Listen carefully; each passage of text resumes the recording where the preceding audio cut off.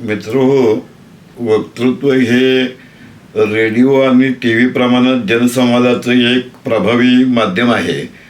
श्रीपाद अमृत डांगे यांनी वक्तृत्वाला नेतृत्वाचं साधन असं म्हटलेलं आहे. त्यामुळे ज्यांना सार्वजनिक जीवनामध्ये केवळ राजकारणात असं नव्हे, कुठल्याही क्षेत्रामध्ये नेतृत्व करायचं असेल तर त्यांच्याकडे उत्तम वक्तृत्व असणं हे गरजेचं आहे. आणि म्हणून आपण वक्ते जन्माला येत नाहीत, वक्ते घडवावे लागतात हे सूत्र स्वीकारून लिहिलेल्या वक्तृत्व या पुस्तकाच्या 26 आवृत्त्या झाल्या. आपण अनेक कार्यशाळा घेतल्या, अनेक व्याख्यानं दिली आणि याच वक्ते घडवण्याच्या उपक्रमाचा भाग म्हणून इस्लामपूर शहरामध्ये 11 ऑक्टोबर ते 14 ऑक्टोबर असं 4 दिवस रोज 2 तास आपण वक्तृत्व प्रशिक्षण वर्ग घेणार आहोत.